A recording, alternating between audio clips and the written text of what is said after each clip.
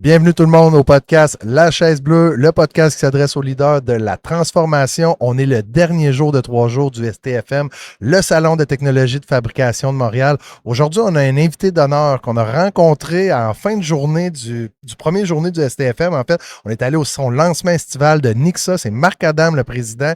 On va parler de développement durable, on va parler de plateformes technologiques, on va parler d'innovation, on va parler même de dons, de bienfaisance, d'implication sociale. Pour vrai, ne manquez pas ce podcast-là. C'est la première fois qu'on l'a sur l'émission. Bienvenue à Marc Adam. Yes, puis on parle souvent de transformation numérique. Avec Marc, on va parler comment on transforme la société.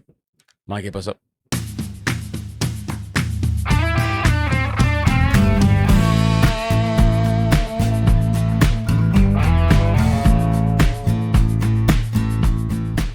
Prenons 2 secondes pour te présenter qui est Marc Adam dans L'individu, l'industrie aujourd'hui. Commence par l'individu. Ouais. Bonjour à tous, merci les boys de me recevoir sur votre podcast. C'est un honneur d'être présent ici. Puis en plus de ça, vous me faites découvrir un salon dont je ne connaissais pas l'existence. Parce que contrairement à vos autres invités dernièrement, je pense que je suis le seul qui est externe. Grâce à vous deux qui m'avez invité ici aujourd'hui, donc je suis très content. On est des entremetteurs tels des Emmanuel Cameron. Ah, oui. Il nous influence, là. Pour les gens qui écoutent le podcast, vous avez vu Emmanuel Cameron rouler souvent. On a fini la première journée qui était mardi, la première journée du STFM, puis il nous a dit on s'en va dans un lancement estival d'un entrepreneur incroyable à côté. Une boîte de dev qui va aller voir en tech. Ouais, mais nous autres, on le connaît pas. Il dit non, viens, tu vas voir, il est pareil comme vous autres. Il est accueillant. On arrive là-bas, les étiquettes, les boissons, le petit lunch, tout le monde était content de nous voir. T'es venu nous saluer. On était là, wow, OK, lui, il vient sur le podcast, c'est sûr. T'sais. On va avoir du fun, les boys. Donc, Marc Adam, je suis fondateur de Nixa. Ça fait presque 12 ans aujourd'hui que j'ai fondé la compagnie. On est spécialisé en développement web. Donc, on fait des sites web, des applications mobiles, du développement logiciel. On est spécialisé dans les projets sur mesure et custom. Puis pour vous en dire un peu plus sur moi, j'ai commencé à programmer, j'étais enfant. Donc, c'était naturel pour moi, en fait, de me diriger vers cette industrie-là. Et puis de faire mieux, finalement, qu'est-ce qui se faisait dans l'industrie. J'ai fait faire des quotes. J'avais un projet de développement web quand j'étais à l'université. J'étais tellement déçu de ce qui était offert au Québec que j'ai décidé de lancer Nixa. Puis aujourd'hui, on a beaucoup de succès. C'est fou, hein? Nixa, c'est parti à Montréal. C'est parti à Ça Montréal. réside à Montréal. Est-ce que la plupart des projets sont à Montréal ou Nixa travaille en région, travaille partout au Québec? Parce que tu as lancé 3 grands projets que tu pourras nous parler après. Ouais. C'était en région même, là. Il y a des projets en région, il y a des projets en Ontario. Historiquement, Nixa avait une présence américaine. On avait des bureaux à Philadelphie puis New York qu'on a vendus en 2021 au cœur de la COVID. Donc, il faut se rappeler quand même que quand la COVID est arrivée, il y avait beaucoup d'inconnus. Puis avant que le gouvernement fédéral mette des aides en place, on était laissés à nous-mêmes. Hein? Et donc, moi, il fallait que je garde du capital pour le bureau de Montréal. J'ai eu une offre pour l'activité américaine. Puis j'ai vendu finalement les bureaux. Mais tu as gardé le brand pareil, là. On a gardé le brand, absolument. Okay. Eux, ils ont avalé le brand à Philadelphie, c'est ça? Oui, exactement. Ils l'ont mis sur un autre brand, en fait. J'avais des partenaires déjà là-bas. Puis finalement, c'est des intérêts de Miami aujourd'hui là, qui sont propriétaires de ça. Sinon, Montréal, tous nos employés sont au Québec, tous nos programmeurs sont au Québec. On ne fait aucune sous-traitance. L'expertise est vraiment gardée in-house, in-house à l'interne. Mais j'ai vu que tu avais un gars d'AI qui vient d'Ontario, je pense, qui était comme ton senior AI, c'est un Ontarien. Abe Chala, qui est une sommité dans son domaine, qui est avec moi depuis maintenant 5 ans. Effectivement, lui, son histoire est incroyable parce qu'il a gradué en intelligence artificielle dans sa maîtrise à McGill en 1996. Donc, moi, à l'époque, les boys, j'avais 7 ans. Donc, ça vous donne une idée à quel point il était avant son temps. Et lui, ontarien, non, je pense qu'il est plus montréalais aujourd'hui, mais il parle français, là. Wow, il parle pas français. Il m'a sorti quelques mots un peu, là. On a dit anglais, là, mais... C'est bon, il m'a jamais parlé en français. Pour vrai? Non plus. Il a travaillé, Abe, dans 120 pays. Il a physiquement travaillé dans 120 pays. Je suis même pas capable d'en nommer 120. Ben, c'est ça. 120? Exact. 120 il y a combien de pays sur la planète Terre, les gars? Il y en a plus que 180, là. OK, non, mais quand même, là, il y en a fait... ça part de marché des pays qu'il a visités. Ouais. C'est en haut de 50 60 là, c'est fou, là. Tu sais, quand tu joues... Attends, je sais pas si vous avez déjà joué ça, le voyageur, le train, là, tu sais, là, tu me l'as fait découvrir, oui. C'est quoi, là? C'est comme les rails... Il faut que tu te places d'une ville à l'autre. On joue, mettons, mon frère, mon plus vieux, j'ai un frère 10 ans plus vieux, Danny, tu sais, puis... On dit toujours, bon, qui a voyagé le plus? Puis là, on écrit nos pays, on est comme à 13, 14. Bon, moi, j'en ai 120. OK, honnêtement, les boys, ça ferait quelqu'un de bien sur votre podcast, mais c'est un podcast francophone, ça va être difficile. Non, on est bilingue. Ça s'appelle la Blue Chair. Le Blue Chair. La Blue Chair. En Allemagne, on n'a pas le choix de On a une chaîne anglaise aussi. En tout cas, ce gars-là, il y a des conversations intéressantes. C'est une sommité. On est content de l'avoir dans l'équipe, évidemment. Nice. Je suis content que vous l'ayez rencontré à l'événement, pour vrai, parce que forcément, les gens techniques ne sont pas nécessairement ceux que vous allez croiser dans des événements comme aujourd'hui. Puis pourtant, ils ont des choses à dire qui sont intéressantes. Incroyable. Ouais. Puis là, aujourd'hui, nous, là, l'écosystème de la chaise bleue, c'est très manufacturier. Ouais. C'est notre ADN de manufacturier. Tu sais, Nixa, moi, maintenant, je connais Nixa, je suis allé voir ton site web, je suis allé à ton événement. On dirait que je te connais plus que des films que je connais depuis 4 ans, puis je te connaissais pas, mais il y a plein de contacts à un moment donné qui se fait, puis Emmanuel nous a comme vanté ton organisation. Puis j'ai même entendu ta prochaine année, les grands projets, puis c'est comme, wow, on est dans la famille maintenant. Mais dans le manufacturier, est-ce que Nixa est un joueur qui rentre dans le manufacturier? Est-ce que vous avez déjà des manufacturiers? Est-ce que c'est une intention? Êtes-vous un peu dans le manufacturier? Ou? On est dans le manufacturier. On a des clients en Europe. On a des clients au Japon également dans le manufacturier. Donc, nous, ce qu'on va développer, c'est à 2 volets, en fait, ce qu'on va faire. Premièrement, on développe des logiciels de gestion, des ERP sur mesure. Ah, toi, tu programmes, c'est vrai, tu on m'as est dit. des programmeurs. Tu programmes des fois la plateforme qui est en arrière du ERP, dans le fond, c'est ça? Oui, exactement. Puis on développe des ERP sur mesure parce que souvent, on va entendre parler des SAP, on va entendre parler de d'autres ERP, sauf qu'il faut changer vos processus à l'interne pour s'adapter, puis c'est pas toujours possible. T'sais, on a un projet en ce moment qui démarre où est-ce qu'on dessert des employés handicapés en situation de handicap. Il y en a qui ont des problèmes de mobilité, il y en a qui sont aveugles, il y en a qui sont sourds. Donc, d'implanter finalement toutes ces facettes-là dans un projet ERP, il n'y a aucun ERP qui existe qui peut répondre à ce besoin-là. Les écrans de travail, c'est plancher de production, là, même pour quelqu'un de dit normaux. Mettons, on le dit comme ça, là, 75 clics pour réquisitionner une pièce, c'est complexe encore, là, souvent. Là. Donc, parfois, le sur-mesure a sa place. Et en termes de coût, c'est sûr que ça coûte un peu plus cher, mais à terme, vous êtes propriétaire de votre ERP. Vous n'êtes pas en train de louer une licence à une compagnie comme SAP, par exemple. D'un autre côté, avec le manufacturier, je peux prendre l'exemple de Pélican qui fabrique principalement des kayaks, des canots, des embarcations. Donc, ça, c'est un manufacturier qui fait du B2B, qui vend à des Amazon, des Walmart, des Canadian Tire, l'accordé, et qui veut faire du go-to-market directement. Donc, on a bâti une très grosse plateforme de e-commerce qui est connectée avec leurs 9 usines, avec leurs 9 ERP et qui leur permet finalement de faire du shipping directement de l'usine vers le consommateur. Et ça, pour un manufacturier, ça ouvre un nouveau type de marché aussi. T'sais. Donc, oui, on travaille avec le manufacturier. Dans le 4.0, où nous, on va intervenir, finalement, c'est dans l'automatisation.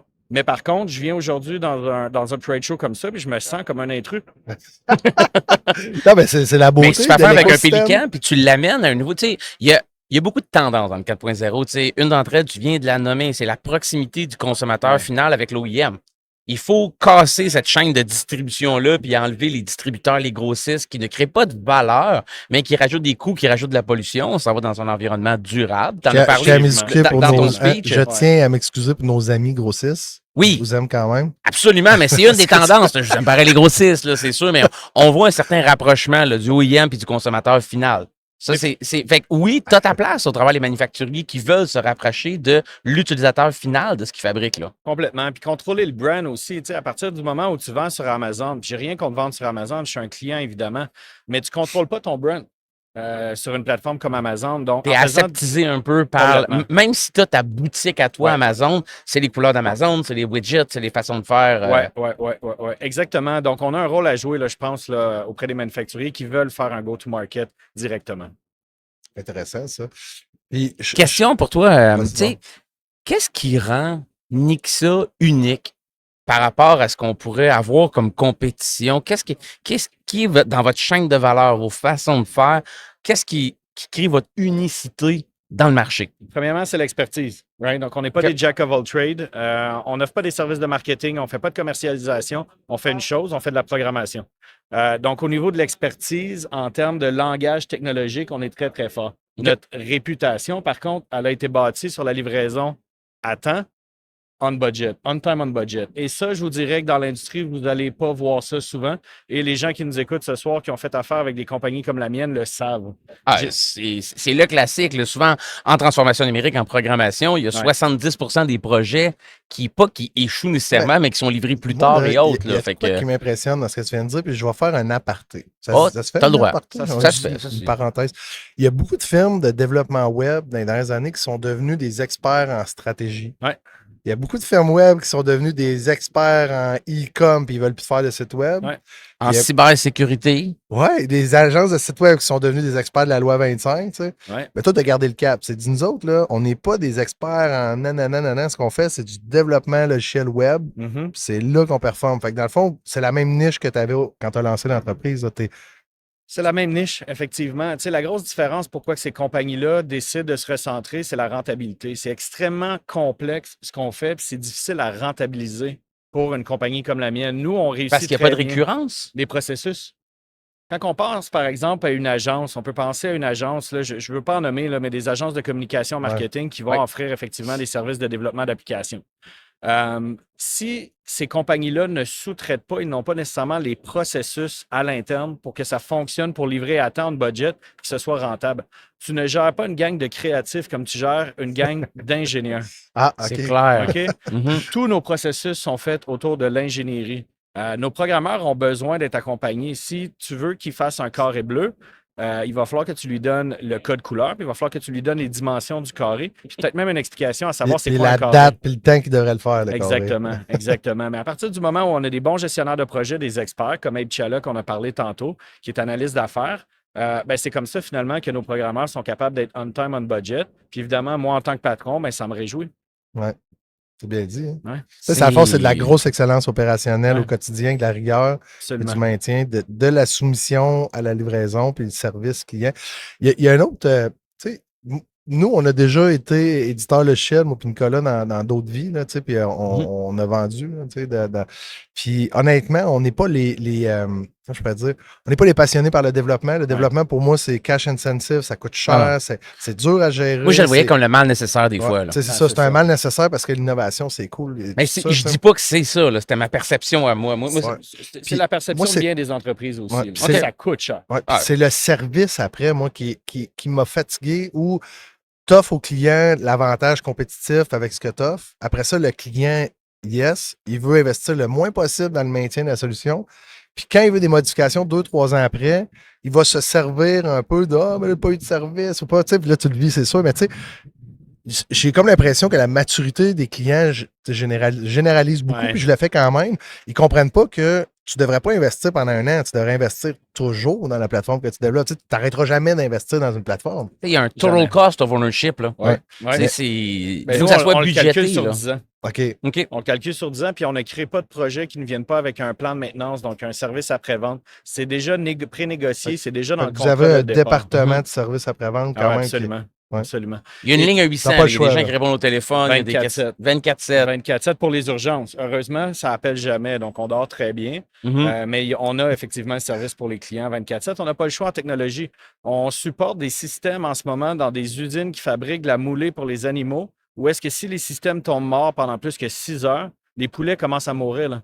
Donc, il y a une réalité qui va de mon bureau vers l'assiette du consommateur, qui peut avoir un impact qui est quand même important. Donc, on se doit d'avoir des systèmes qui sont solides puis de pouvoir offrir le service après-vente en tout temps pour nos clients. Comment est-ce que vous faites pour gérer cette transfert-là du savoir? Tu sais, la documentation, c'est tout du sur-mesure chez chacun des clients. Les supporter par la suite, c'est sûr que c'est d'une complexité là, immense. Il faut avoir des systèmes organisationnels de gestion de l'information pour rendre ça possible. Oui. La documentation est très, très, très importante. T'sais. Donc, nous, nos méthodologies de gestion de projet sont un mix, je vous dirais, entre Agile et Waterfall. Parce que la méthodologie Agile est intéressante, mais l'aspect documentaire est un peu laissé de côté, alors que pour nous, c'est hautement important. Ensuite de ça, c'est pas seulement l'après-projet. C'est possible que tu aies un développeur qui parte en vacances ou qui aille en congé paternité, puis le projet peut pas arrêter, puis le client ne peut pas le sentir. C'est notre responsabilité de faire en sorte que ce soit Il achète Nixa, il achète pas Daniel qui travaille comme programmeur. Là. Mais oui, donc le transfert de connaissances se fait dès le début du projet avec plusieurs équipes. On fait notamment du peer coding, ce qui fait en sorte qu'il y a toujours plusieurs développeurs qui savent à quoi sert une fonctionnalité. Mais tu as raison que la documentation, c'est la clé. On a la chance chez Nixa d'avoir un taux de roulement qui est extrêmement bas. Donc, la stabilité des équipes fait aussi qu'on n'a aucun projet où on perd complètement la connaissance là, en cours de route. Mettons, moi, là, j'ai un projet d'investissement, j'ai deux choix. T'sais. je me lance dans mes propres ressources, je vais Ouais. chercher mes RSDA, mes CDA, puis là, Ouais. je m'en vais travailler fort, puis je me relance dans un dev où je travaille avec une entreprise comme toi. Est-ce que vous faites beaucoup de white label ou ça devient... Est-ce que vous commercialisez des fois des logiciels que vous avez développés ou jamais? Jamais. On OK. est une firme de service. C'est Donc, ça. on Fait que t'es le développe, partenaire on développe pour développer. nos clients.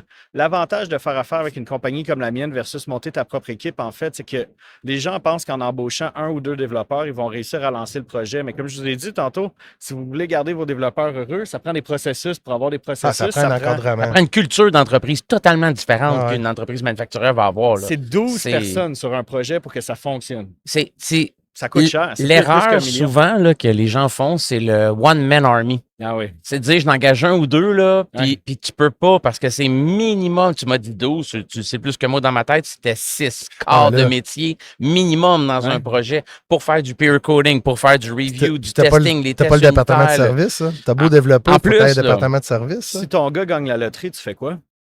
Il part, là, lui, tu viens de perdre ta connaissance. Si tu as 2 gars, il y en a un qui se fait frapper par un autobus, l'autre, il gagne la loterie. C'est une grosse semaine. Nous, Tu fais c'est- quoi, Tu là? retournes à la case non, départ, attends, tu réclames pas Nicolas. 200 piastres, puis tu recommences, là, tu recommences. retournes à go, là. Nicolas, Tu t'es recommences. d'accord avec moi que s'il a acheté son billet ses heures de travail, puis il l'a gratté ses heures de travail, Ah, le million là. appartient à GLM. Ouais, c'est sûr. Honnêtement, ça Ouais. dépend de son contrat de travail. C'est une blague. Nous, on y a pensé. C'est ta hein. façon de penser. Ben, mais ouais. c'est une blague. Hey, je reviens, là. Je vais te poser la question KPMG. Ouais. OK? Mhm. Est-ce qu'il y a des incitatifs que vous utilisez ou vous avez utilisé à travers le temps qui ont vraiment aidé l'entreprise à se démarquer? Puis est-ce Dans que tu sa as croissance, l'impression hein. des fois que tu en laisses ça à la table? Écoute, c'est sûr qu'au début, on en a laissé beaucoup. C'est difficile pour une PME de réclamer l'ensemble des incitatifs gouvernementaux qui lui sont accessibles. Ouais. On prend l'exemple du e-business. Je pense que j'ai commencé à réclamer du e-business à ma 7e année. Pourquoi? Parce que mes processus étaient faits différemment. Je ne pouvais pas cadrer. Et ça, c'est venu avec l'expérience. Je voyais mes compétiteurs qui recevaient des gros chèques. Nous, on ne recevait rien. J'avais l'impression qu'il fallait ramer 2 fois plus fort pour avancer. Et à un moment donné, j'ai compris. Puis Ouais. comment que j'ai compris en embauchant externes. des experts externes, Mhm. comme par exemple les services que peuvent offrir un KPMG. Ouais. Et finalement, à force de changer les processus, ben aujourd'hui, c'est sûr et certain que ça devient un outil important qui nous permet de prendre plus de risques en termes d'évolution Ben oui. technologique. Ben oui, puis on le vit nous autres aussi. Là, Ben tu sais, oui. je veux dire, même si on est en conseil, nos gens qui font du conseil, on va chercher le CDA, c'est du conseil en technologie. Ben oui. Tu sais. Fait que c'est. Je vois même pas comment on aurait pu aller chercher dans le début, là, tu sais, ça fait quand même plus de 10 ans, là, mais tu sais, les premiers cash flow, là, le banquier, là, il voulait prêter sur quoi? Mais crème, il prêtait sur Sur mes ta crédits. maison. Ouais, il me cautionnait ma Oui, maison. oui, oui, Ouais, oui. puis tu sais, à cette époque-là, il restait plus grand place sur ma maison. tu sais. Non, c'est Fait ça. qu'il voulait cautionner quoi? Mais tu sais, il cautionnait mes crédits Ouais. de CDA, Ouais. exemple. Puis j'étais, waouh, là, je me ramassais avec de l'argent dans le compte, puis je peux embaucher du monde. Puis t'as vécu ça, là, tu sais, t'as passé par là. Je l'ai vécu, mais en même temps, on a toujours bâti l'entreprise pré-crédit de recherche et développement OK. puis pré-CDAE, ce qui fait en sorte qu'il faut qu'on soit rentable puis il faut que notre cash flow soit bon C'est avant ça. de recevoir C'est la bonne cet mentalité à argent-là. avoir, Ah ça, ouais. là, c'est Ouais. clair. Exact. Là. Parce que les montants sont trop importants. Nous, on réinvestit 15-16 par année juste en recherche et développement. Wow. C'est beaucoup, ça mange une marge bénéficiaire Ah, finalement. clairement. Il faut que je sois rentable avant. Sauf que ça te positionne comme un leader. Complètement. Tu sais, c'est ça. Complètement. C'est comme ça, je pense Mais qu'on est ta capable R&D de est pousser le facturée au marché. client. Non, tu la réclames. Pas toujours, pas toujours. Pas toujours, OK, Non, quand même. parce que Non, ben, dans c'est un ça, tu fais du projet- service, tu développes pas pour toi, là. Exact, exact. Il y a plusieurs modèles d'affaires. Il y a le modèle time and material à l'heure où Oui. le risque est partagé avec le client. Puis finalement, c'est le client qui peut réclamer sa recherche et développement. Ah, je comprends. Mais quand je participe à un appel d'offres public, Oui. gouvernemental, où est-ce que le prix est déjà serré puis qui est fixe, tu développes c'est ta moi tech qui pour prends le le vendre. risque. Je C'est comprends. moi qui prends le risque dans le projet Ah au ouais, final. vraiment. Si j'arrive au double du projet parce qu'il a fallu faire trop de recherche et développement, Too bad for you, guy. ben c'est ça, exactement. Tu sais. Puis on va toujours livrer le projet à temps parce que c'est notre réputation. Tu sais, tu nous as parlé quand même pas mal, Nixa, un peu, ce que vous avez fait, track record. Je t'ai entendu parler de ton speech que tu as fait, que j'ai adoré. Qu'est-ce qui s'en vient? What's the next big thing in the year to come pour l'entreprise Nixa? Où est-ce que vous en allez là, comme business? J'ai une vision au niveau du développement durable. Et je sais que je suis 10 ans d'avance sur notre temps dans notre industrie, mais ça s'en vient. Donc, l'idée, en fait, part du fait qu'en ce moment, toutes les entreprises, la plupart des entreprises qui sont ici au salon aujourd'hui, veulent implanter de l'intelligence artificielle dans leur processus. Oui. Tout ça, c'est beau. Mais si on commence à implanter des modèles qui ne sont pas optimisés, ou est-ce qu'il y a un gaspillage de ressources, on va avoir un impact environnemental énorme. Vous utilisez un peu ChatGPT? À tous les jours. Tous les jours. Merci. Donc, une conversation avec ChatGPT, là, 25 back and forth, peut utiliser jusqu'à 1 demi-litre d'eau potable pour refroidir les processeurs. Ça, c'est pour une conversation d'un individu. Si je l'implante dans un data lake pour une de ces compagnies-là, puis que la machine elle roule à tous les jours, combien de piscines olympiques on va remplir à la fin de la semaine? D'eau potable. D'eau potable. Alors, tu m'as dit ça Faudrait avant que- hier soir quand on était au 5 à 7. Là. Il faudrait que Puis ça j'ai arrêté nous de fasse parler. des statistiques. Là. Ouais. Merci, Sarah. Tu sais, Mais suite à cette prise de conscience-là, Ouais. qu'est-ce que toi, Marc, avec Nixa, tu vas faire? ben, on veut faire mieux que ce qui se fait avec la compétition parce qu'on pense que d'ici 10 ans, les technologies vont faire partie de l'approvisionnement responsable. Donc, une entreprise, un gouvernement qui veut acheter un logiciel va rajouter dans ses critères de considération le développement durable. Bon, à partir de ce constat-là, comment est-ce qu'on fait pour comparer deux systèmes informatiques ensemble? Ça prend une mesure commune. Oui. Et ça n'existe pas, messieurs. Donc là, nous, ce qu'on veut faire, premièrement, dans un an, on va déposer un mémoire de recherche, qui est un gros projet de recherche et développement qu'on va faire en partenariat avec des instances universitaires. Et on veut avoir une mesure standard de mesure de deux systèmes informatiques en consommation d'énergie. Ça n'existe pas.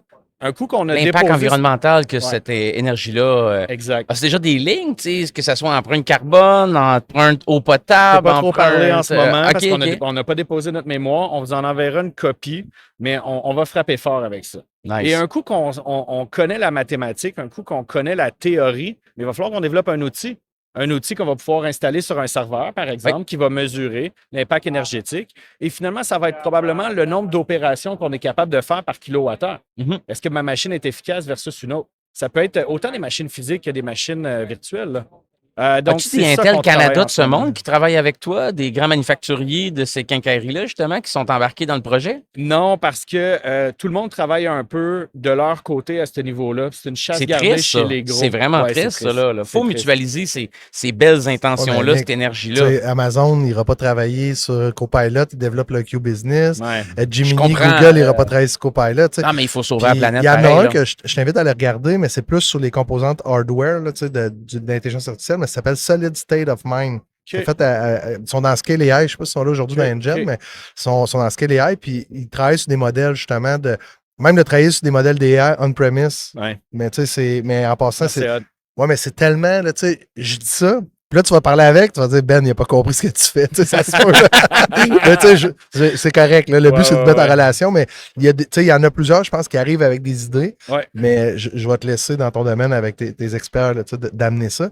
Puis, tu connais-tu le concept du feu? Non, toi, tu connaissais pas notre podcast avant qu'on Ben aille à non, ton événement moi, avec nos non, je suis t-shirts. un petit tu sais. nouveau, les boys. Bon, hey, mais vous- Nous autres, on a un foyer sur le podcast. Il est beau. puis Ce foyer-là, ce qu'il représente, là, c'est tout le feu, qu'est-ce qui t'anime à Le feu l'intérieur. intérieur, Tu sais, ton nous, énergie, là, on ta met des drive, bûches, là. là. Puis, tu sais, un gars comme toi, là, qui est quand même. Moi, je suis jeune, mais tu es encore plus jeune que moi, ce que Ouais. j'ai compris. Tu mets des bûches dans ton petit foyer intérieur pour être capable de t'animer comme ça, d'avoir cette drive-là, d'avoir des bureaux à Philadelphie vendus, de développer, de vouloir un impact social. Tu sais. Qu'est-ce qui t'anime? Qu'est-ce qui alimente ton feu? T'es un sportif? Tu lis des livres? C'est quoi le secret? La croissance, je veux que ce qu'on est en train de bâtir, en fait, je veux que Nixa soit le meilleur au monde. Tu veux que Nixa Tout soit le meilleur au simplement. monde? Puis j'arrêterai pas avant qu'on soit rendu. Je Hey, veux-tu mais quand tu réussir? vas être le On meilleur au verra, monde, mais c'est pas la finalité qui est importante. Alors, en Benoît, fait, le chemin c'est pour le t'y rendre, processus. man. Et le processus, la game est mauditement le fun à jouer. Puis j'invite tous les jeunes qui nous écoutent à foncer dans l'entrepreneuriat. Puis, tu sais, je te cache pas, j'ai pas d'enfant non plus. Donc, j'ai un avantage, en fait, c'est de pouvoir me concentrer puis de focus. plein. Mais c'est pas un travail juste de moi, Benoît. Là. Ouais. J'ai une belle équipe derrière moi. Puis c'est de plus en plus facile. Ça fait presque 12 ans. Là. Donc, il n'y en a plus de stress. Là. Vous êtes combien dans l'équipe à l'heure actuelle? 44, 45, Quand même. avec quelques postes ouverts encore. OK. Petite compagnie. Mais On va mettre quand le même- site web Nixa, s'il y a des gens qui cherchent des jobs, postes ouverts, on mettra le site web. Absolument, merci. Puis, si on avait la chance ensemble là, de rajouter une 4e chaise, puis tu sais, d'inviter quelqu'un, là, puis il est là, qui t'inviterait? N'importe qui dans le monde. Puis je veux juste mettre le contexte. Tu sais, on discute de tech, on discute d'avancer de façon que la société va consommer dans le futur. On parle de développement durable, de sustainability, on parle d'AI, quelqu'un qui a l'humanité à cœur. Tu sais, pour vrai, on va se le dire, on s'en va pas dans la bonne direction à l'heure actuelle. Non. Les paradigmes de consommation depuis l'après Deuxième Guerre mondiale, c'est complètement débile. Qu'est-ce qu'on invite sur le podcast pour poursuivre cette discussion-là? Steven Guilbeault. Ah, OK. Ouais, j'aime Steven ça. Guilbeault, ministre de l'Environnement, vous attendiez peut-être à ce que je nomme Elon Musk, mais dans le Je suis développement vraiment content que tu sois pas durable, allé là. Et puis moi, je reçois son infolette à tous les mois, puis je Good. capote. Je l'adore, son infolette. Gardez en tête qu'en termes d'approvisionnement responsable, le gouvernement canadien là, il est rendu à mettre des critères pour l'achat du ciment. On est loin, loin, loin des logiciels. OK?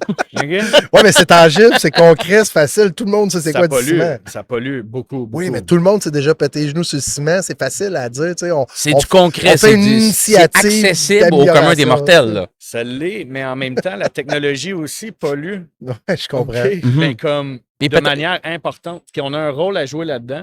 Puis à un moment donné, ça va être de convaincre les instances gouvernementales de dire qu'il faut au moins commencer à en parler. Tu sais, il n'y a aucune des entreprises en ce moment qui poussent des modèles d'intelligence artificielle qui a intérêt à ce que les chiffres sortent en termes d'utilisation de Mais non, ressources. ok, Je te non. pose une question facile, Marc.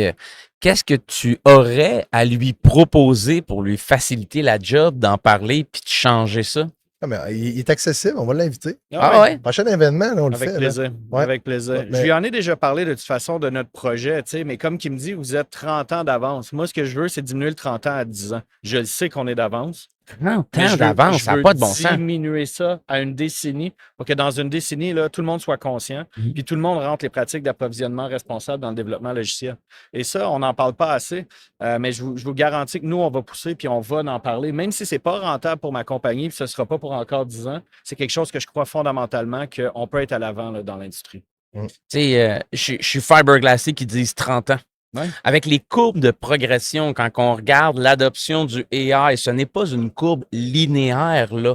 Tout ce qui est la croissance de l'utilisation, les nouveaux outils qui sortent, les experts, il y a 5 ans, s'attendaient jamais à ce qu'aujourd'hui, toute cette panoplie d'outils-là soit Non, c'est vrai. sur le marché. Fait que ce qui s'en vient pendant les 10 prochaines années, c'est rendu du méga long terme. On peut même pas l'imaginer. Le fait qu'ils disent 30 ans, ça n'a aucun sens. Toi, tu aimerais ça le ramener à 10. J'aimerais ça te challenger 5. C'est... J'aimerais ça, mais dans 5 ans, on n'aura pas encore réglé la question des Du renseignements ciment? personnels. OK, on a une loi 25, là. Oui, on a une loi 25 au niveau québécois, tu sais, mais les données se transigent de manière mondiale. Donc, le Canada, en ce moment, est un précurseur en termes de politique publique puis de lois et L'Union européenne aussi, réglementations. par rapport à ça, sont Absolument. assez solides, là. François-Philippe Champagne en parle beaucoup, notre ministre, sauf qu'il en demeure pas moins. Aussi, on règle les données d'ici 5 ans, on ne réglera pas le développement durable. Hey, d'abord, je vais en profiter. Si tu avais la chance de poser une question à notre ministre de l'Économie, Innovation, Sciences et tout, là, tu sais, le ministre, le super Monsieur ministre, Fitzgibbon. quelle question tu lui poserais, mettons, qu'il pourrait nous répondre? Quelle question je lui poserais? C'est la question de l'énergie en ce moment. OK? Donc, si on veut effectivement ramener les data centers puis avoir de l'AI, en fait, de la puissance de calcul qui est au Canada, parce qu'on est extrêmement bien positionné en termes de climat puis d'eau potable, comment est-ce qu'on va faire pour fournir l'électricité? Je sais que c'est un dossier qui travaille beaucoup, mais au niveau de l'eau potable, est-ce qu'on a un plan de match? Parce que si on veut construire des barrages hydroélectriques pour produire l'électricité, c'est bien. Je pense qu'ils sont sur le dossier. Mais en termes d'utilisation d'eau potable pour le refroidissement des serveurs, personne n'en parle. Bonne C'est quoi le question, plan de ouais. match? Il n'y en a pas. Ça va être ça la question. Ouais. J'adore ça. Ouais. Écoute, Marc, j'adore le podcast, la discussion qu'on a, puis j'ai adoré aussi la soirée de lancement à laquelle Merci. est-ce qu'on a eu le privilège d'assister. Honnêtement, c'était magnifique. Imagine si on était resté un peu plus longtemps parce qu'il fallait revenir au trade show le lendemain, Ouais. puis on finit la soirée avec toi, là, puis on décide, OK, on ferme le bar, puis là, on continue à jaser, puis on révolutionne le monde, puis t'as l'air d'un gars investi dans plusieurs domaines, tu sais.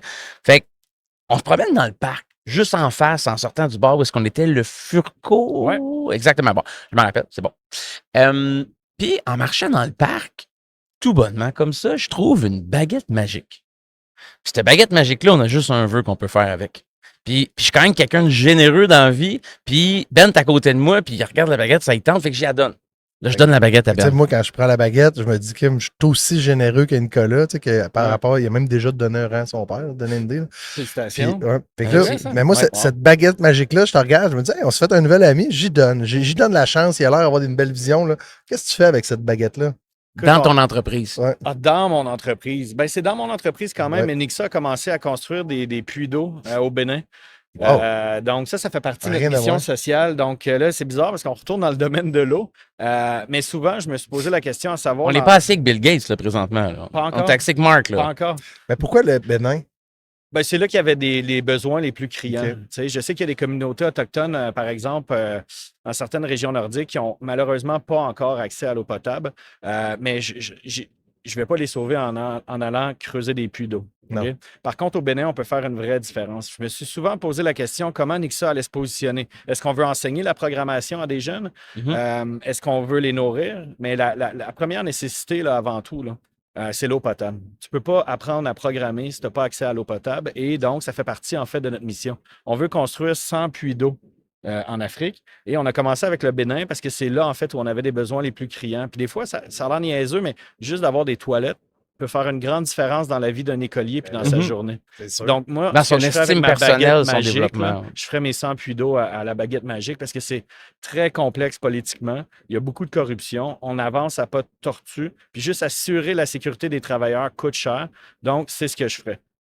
Wow. Réponse plate, hein? Non, Non, je suis impressionné. C'est une réponse inspirante. Je remplace plate par inspirante, OK. Marc. Je On, je- tu je sais, suis pas on d'accord avec toi. on a fait, on les Je comptera proteste. pas aujourd'hui, les gens qui nous écoutent, à un moment donné, ils les écoutent. On a fait plein de bons dons et des bonnes implications, Ouais. mais j'ai jamais construit de puits au Bénin. Ouais. Je trouve ça génial. Bravo. Il n'y a pas juste la business. Moi, je suis un gars de business. J'adore faire de la business. Je vis pour la croissance. Mais au-delà de ça, il faut qu'on ait un purpose. Puis je pense qu'on peut être un bon citoyen corporatif. Ben oui. On s'implique dans nos communautés locales, mais on peut aussi faire une différence à l'étranger. Est-ce que ta vibe, c'est contagieux chez Nixa? Est-ce que c'est un effet rassembleur aussi? Est-ce que ton équipe s'identifie à ces beaux projets-là de redonner aussi? Tu sais, moi, je pense qu'on bâtit sa chance dans la vie, honnêtement. Ouais. Je pense pas. Tu sais, tu l'as bûché, mais tu redonnes aussi. Mais Ouais. est-ce que ça fait partie de l'identité de l'entreprise, tous ces beaux projets-là? Absolument, absolument. Je pense que c'est ce qui fait en sorte que les membres de notre équipe ont l'impression, ben pas ont l'impression, ils contribuent à quelque chose qui est plus grand qu'eux-mêmes.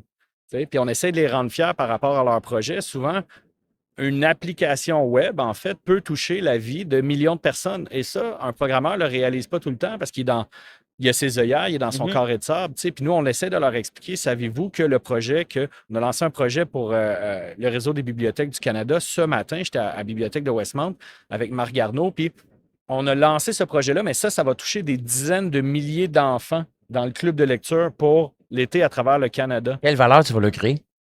Pour les enfants, Ouais. mon objectif à moi, c'est le raccrochage scolaire. Si on peut les intéresser à la lecture dès le plus jeune âge, je pense qu'on peut faire une différence. Parce que malheureusement, nos garçons, principalement autour de 15 ans, décrochent beaucoup. Je suis moi-même un décrocheur. J'ai décroché à 15 ans. Et pour moi, c'est une des choses les plus importantes.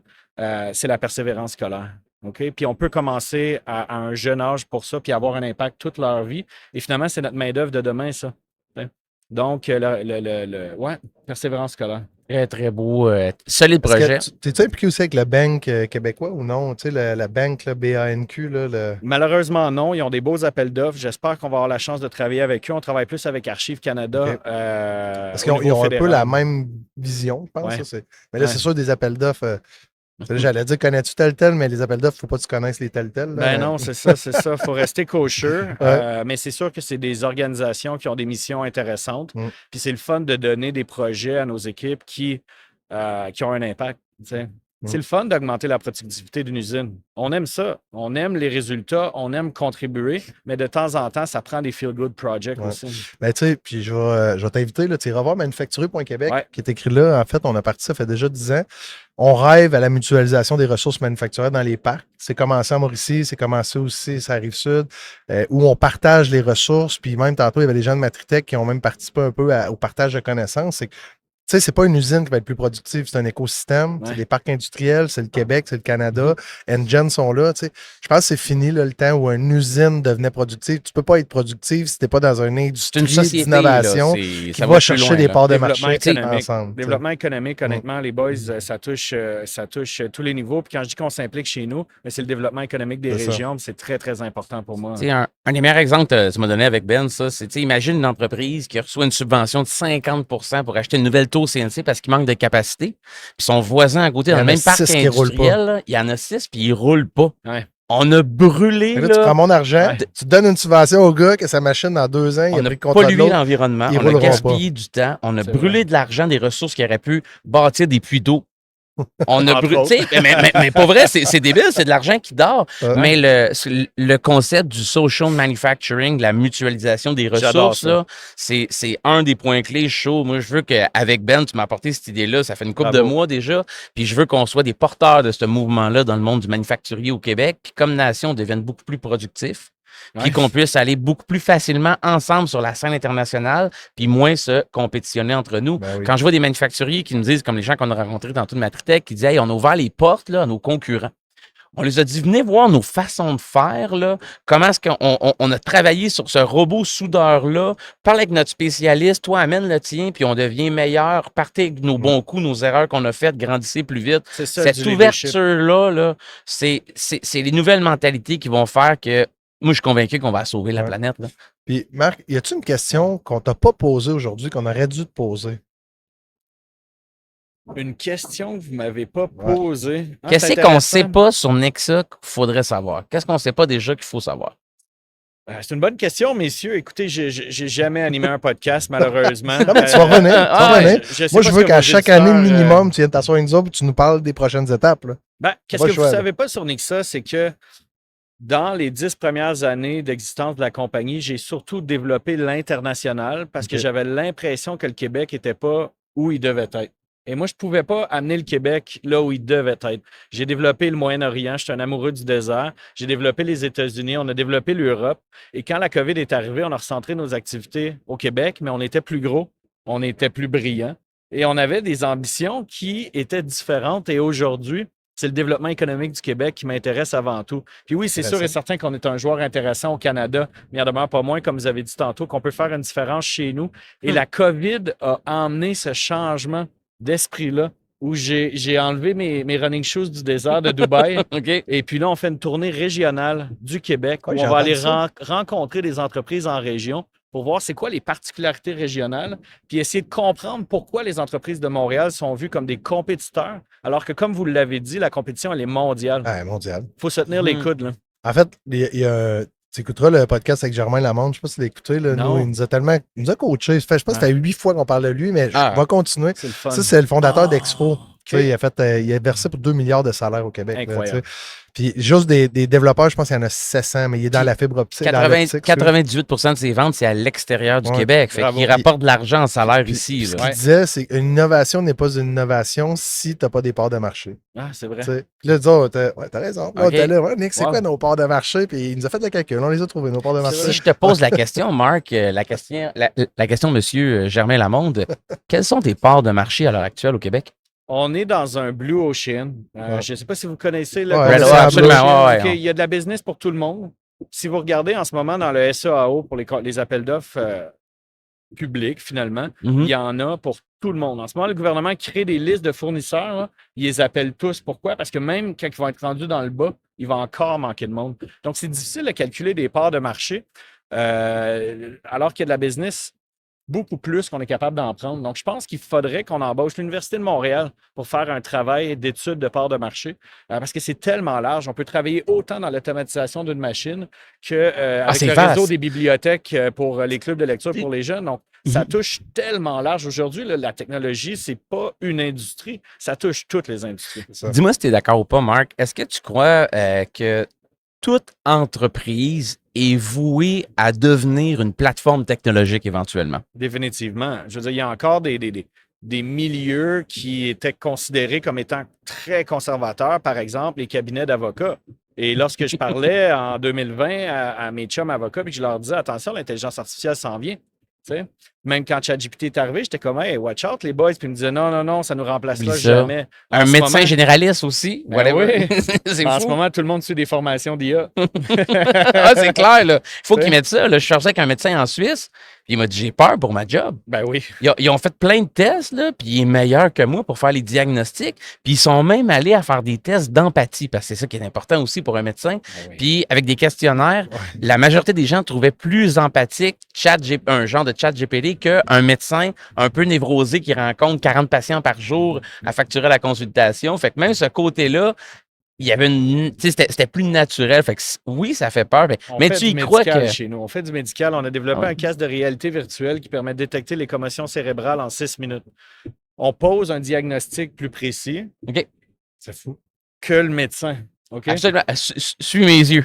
C'est à peu près ça. Exactement, tu as tout compris. Ouais. Donc, dans une équipe de sport, c'est une équipe de football où on sait qu'il y a beaucoup de commotion cérébrale. Cet outil-là qu'on a développé avec l'Université McGill est très utile. Et donc, c'est sûr et certain que le médecin veut pas est voué à avoir un rôle qui est changé. Tout simplement un rôle de suivi, peut-être. D'opérateur de la technologie. C'est quoi, ça fait pas rire, là, mais plus jeune, quand je jouais junior, là, je jouais au hockey, là, tu sais, tu sais, quand il y en a qui se faisait frapper bien comme il faut au centre de la glace, là, il arrivait au BEP, là, on disait, on est 4 jours, Puis là, tout le monde se regardait. On sait pas, on est 4 jours. Personne ne sait. C'est comme le running gag. Il ne sait pas plus que les autres.